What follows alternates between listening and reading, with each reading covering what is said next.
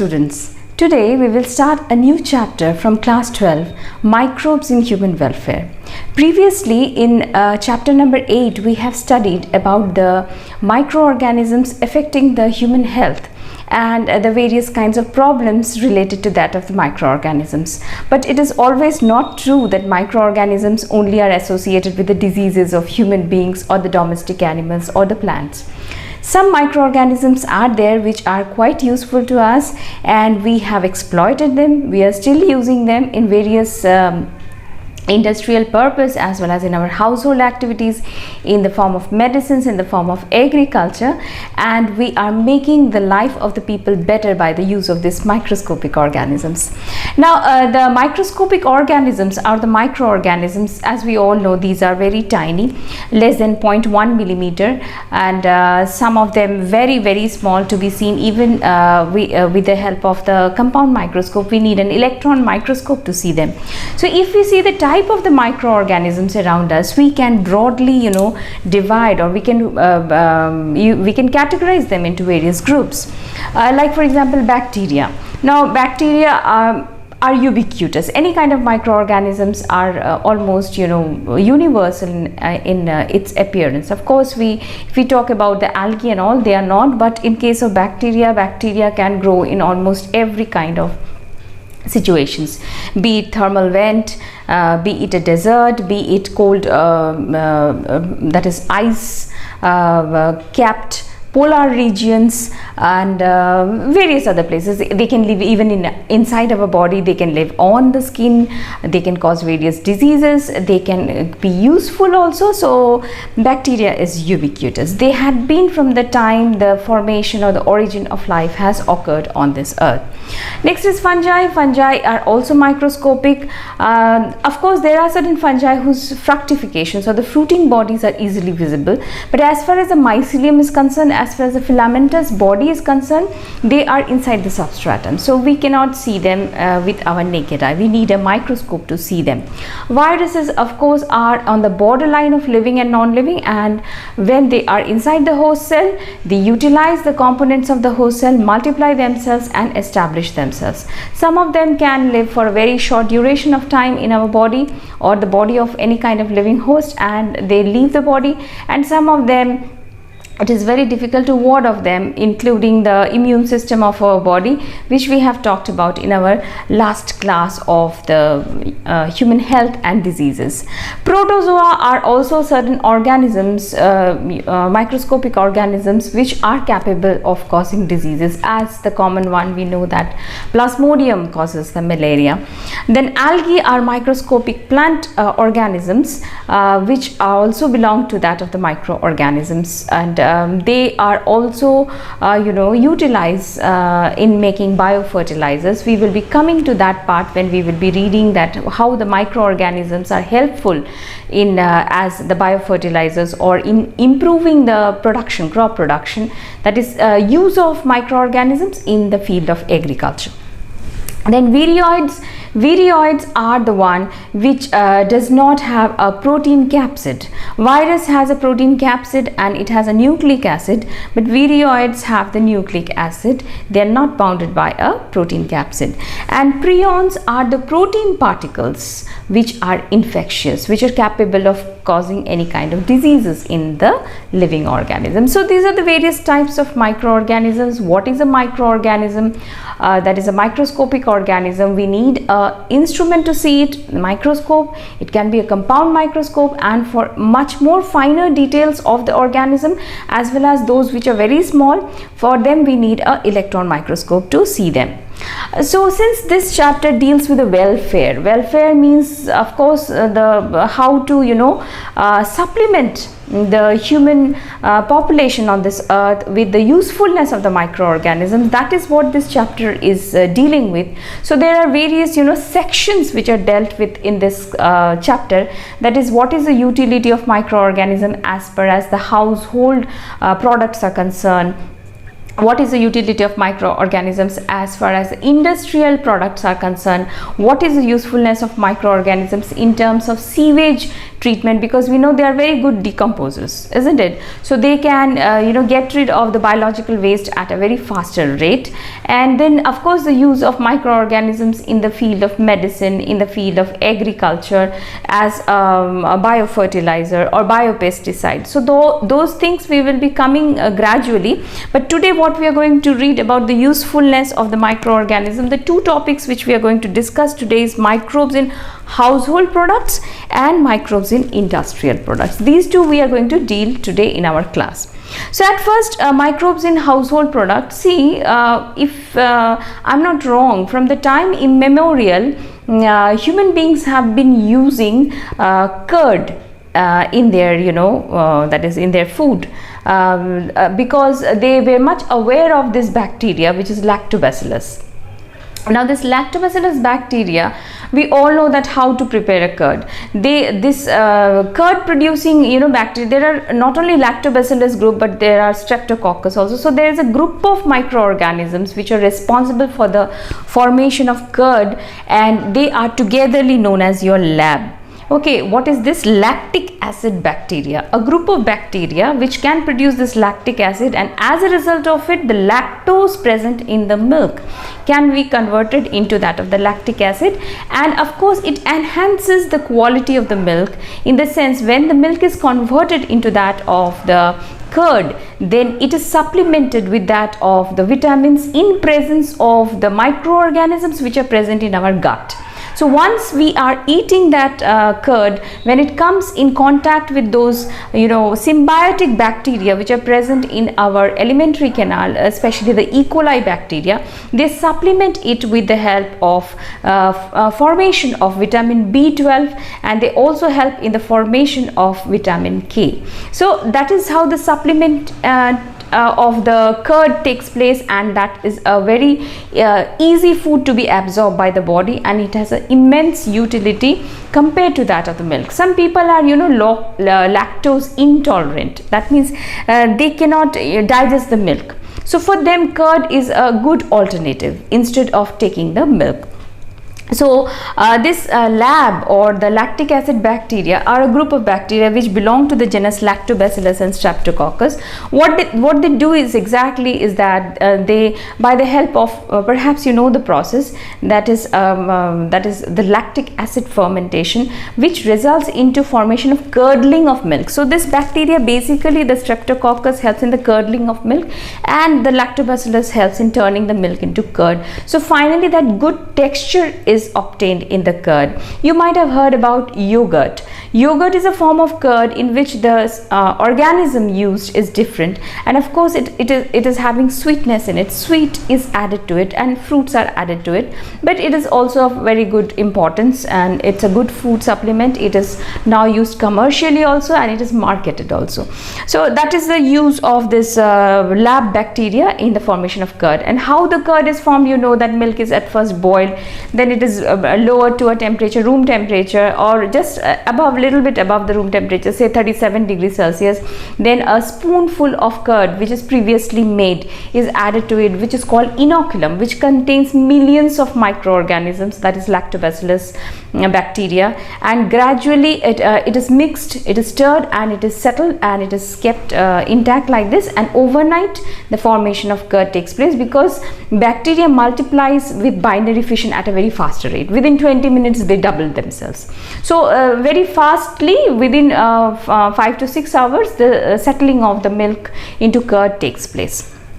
The next is idli dosa. Now this is a common food which is common in South India, and that is also because of the fermentation of the rice and the kind of lentil which is used over there for the making up of this idli and dosa. As a result of fermentation, carbon dioxide is formed, so the dough rises up, it becomes fluffy, and the next day it is used. It is actually steamed. It's a steamed food, and it is very nutritious. Since it is steamed, so it does not contains much of oil in case of idli, so it is highly nutritious, and it is also supplemented with that of some additional vitamins in it. Bread, of course you have heard about the organism yeast. Yeast is a brewer microorganism. Why it is called brewer? The reason is because it is used for brewing. So it is basically doing the process of fermentation. So yeast can be used in the bakery industry for making up of bread. The bread dough rises up because of the formation of the carbon dioxide inside it, because of the fermentation process. As a result of the fermentation, ethanol is produced and carbon dioxide is produced. So when it is kept into the micro oven for baking purpose, the carbon dioxide, since it's a gas, so it comes out. So when it releases, it comes out of its place, so it makes the bread fluffy. It rises up. So as a result of it, those empty spaces becomes raised up rather. So as a result of it, the fluffiness of the bread takes place. So yeast is Saccharomyces cerevisiae, which is a unicellular fungus, which is commonly used on a massive scale, not only in home but also in industrial application also, when we will be coming to know about the formation of various kinds of alcohols or the drinks, whether it is distilled or whether it is undistilled. We can see the use of yeast in making up of bread or alcohol.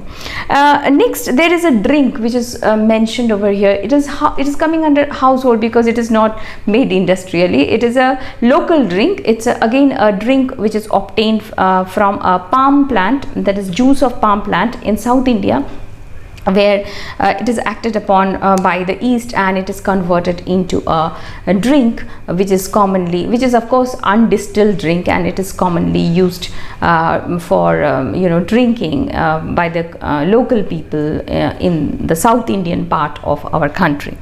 Next is the microbes. Some microbes are there which are used in fermenting fish, soybean, even the bamboo shoots also.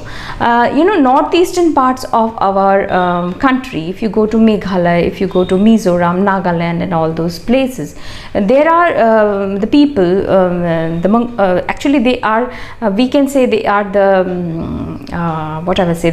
they are the people who have come from the that is your Mongolian origin, that is from the Korea, from the Japan or from the China and all, and they also have the same food habits or the same food habit practices as these people in these countries have.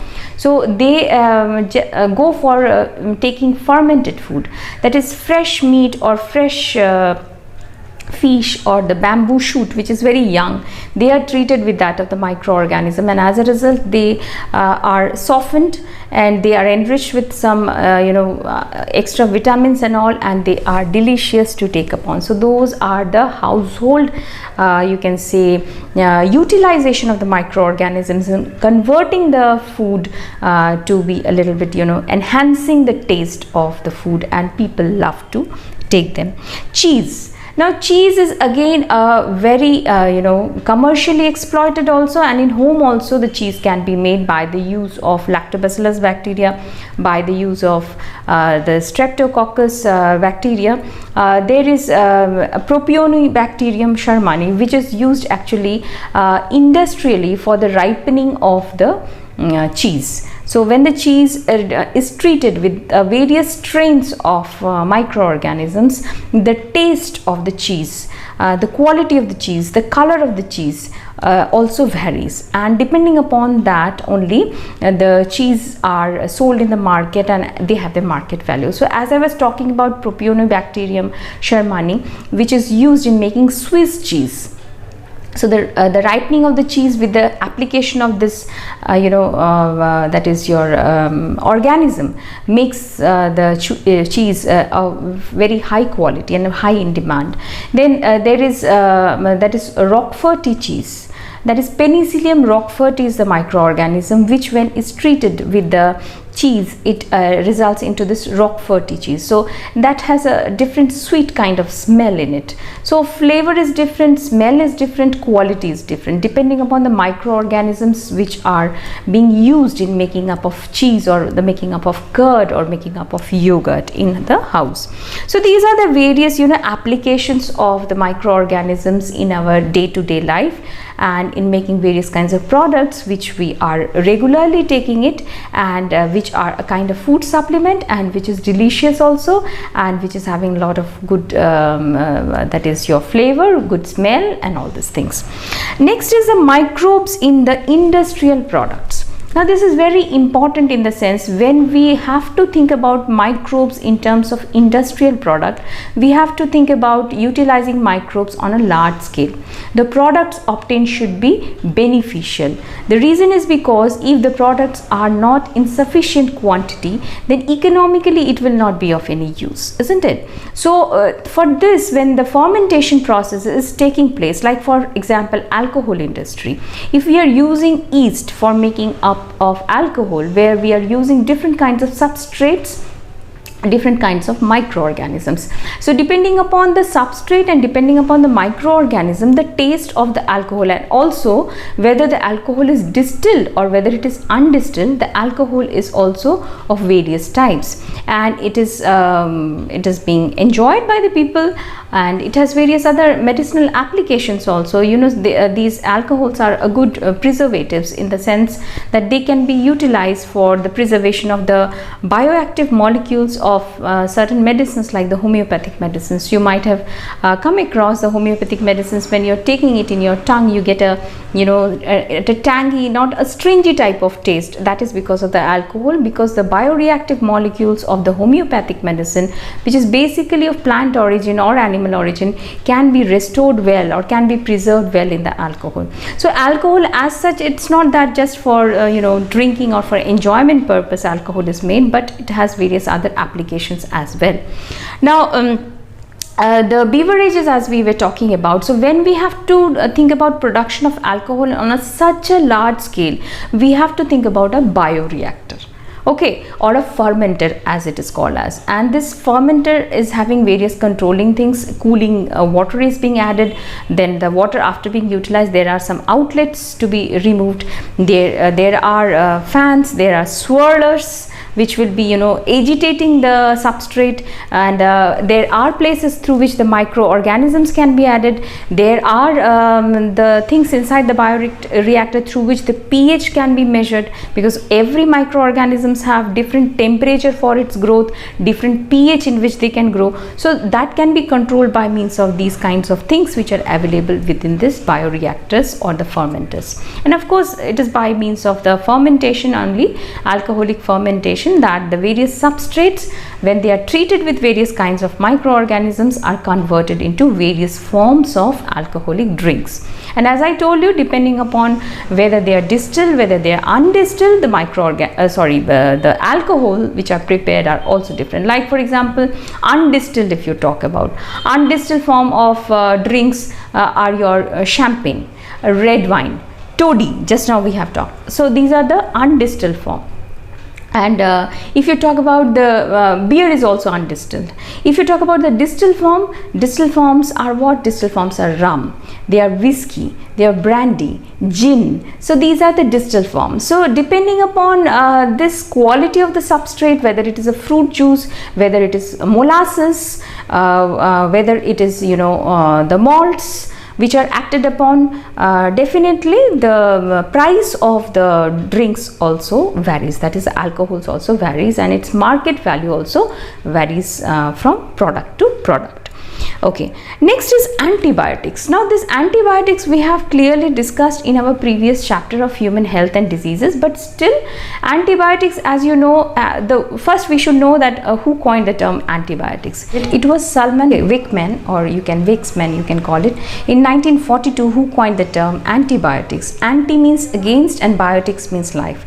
Something against life. Against whose life? Of course the harmful microorganisms. So these are basically prepared, these chemicals are obtained or extracted from the microorganisms which are less harmful, and they have the ability to kill the harmful microorganisms which otherwise can cause diseases, in case of human beings, in case of the poultry birds, in case of the dairy animals, or the other kind of animals around. Even they can the microorganisms are capable of causing diseases to plants as well, isn't it?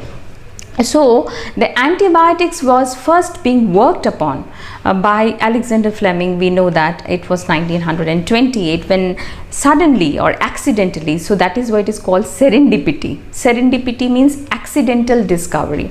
So he was working upon Staphylococcus, and he noticed that in the culture plate in which he was working, the bacteria was unable to grow in presence of a fungus. And it was very surprising and very he was very joyous to know that. And so it was the three scientists, that is Alexander Fleming, that is Ernest Chain and Flore, who got the Nobel also together. They shared the Nobel, and they found the principle behind this Penicillium notatum, which was the organism in which they worked upon, and that is the discovery of the first wonder drug penicillin was being made. And later from then till today, almost more than 7,000 antibiotics are being found, not only from the fungus, but also from a certain actinomycetes group of organisms, bacteria, and even there are certain algae also from which antibiotics are obtained. You might have heard about an algae called chlorella. So from that, chlorellin is obtained, which is an antibiotics. So there are various microorganisms which are exploited every year. It is being estimated that more than 300 antibiotics are prepared regularly, on a regular basis, by the various companies every year.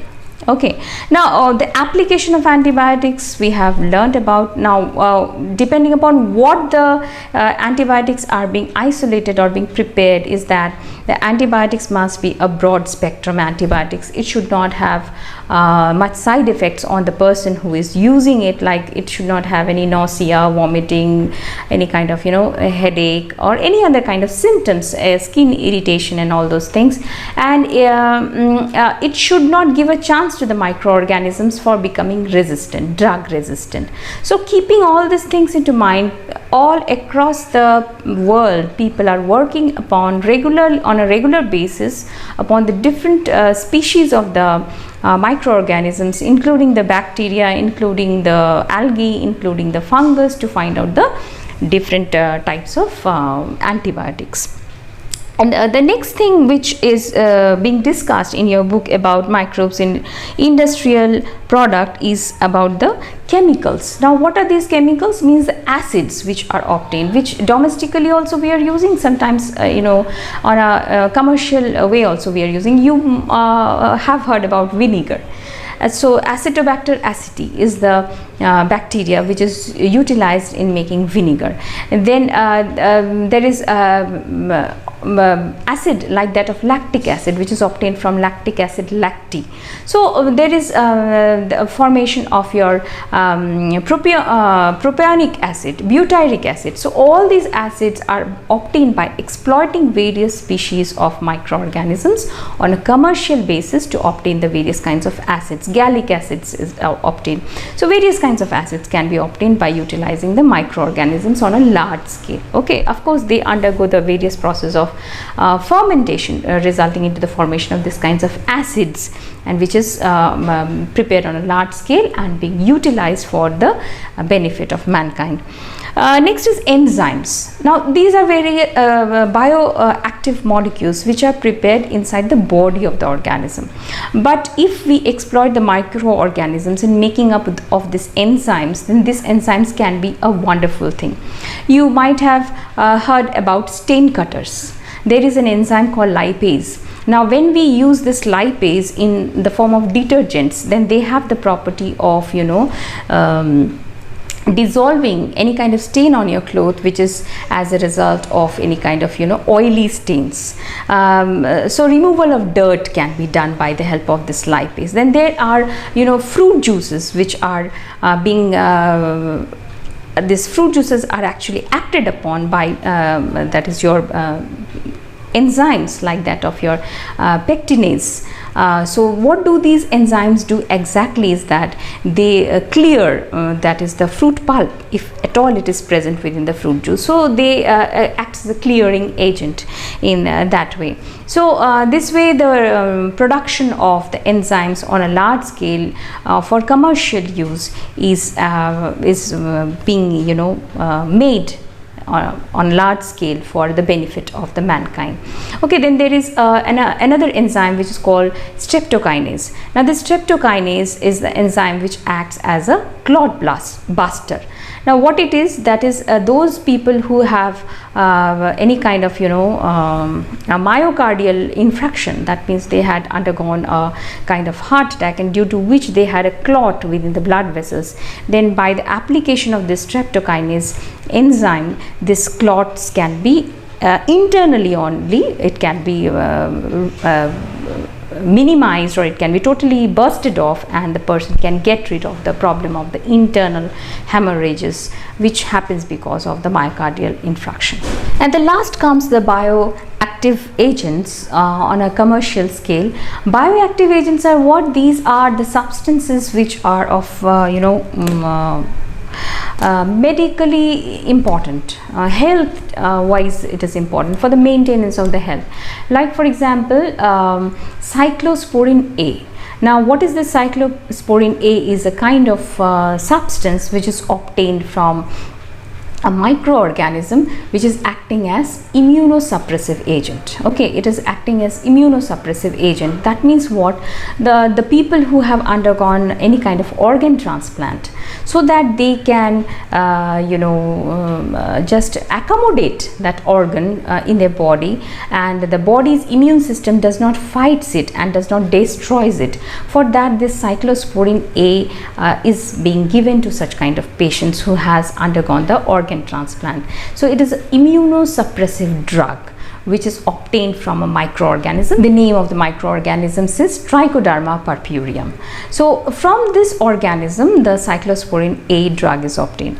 Then other bioactive agent, if we talk about, there are vitamins which are synthesized by that of the microorganisms belonging to the genus Lactobacillus, which can produce vitamin B complex as well as vitamin K, along with the symbiotic association of the microorganisms present in our alimentary canal. So that is also, you can say, a very important that is application or formation of the bioactive molecule from that of the microorganisms, which is industrially exploited.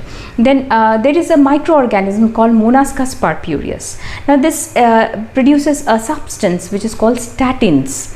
Now what is this statin? Is that this statin helps in lowering the blood cholesterol level.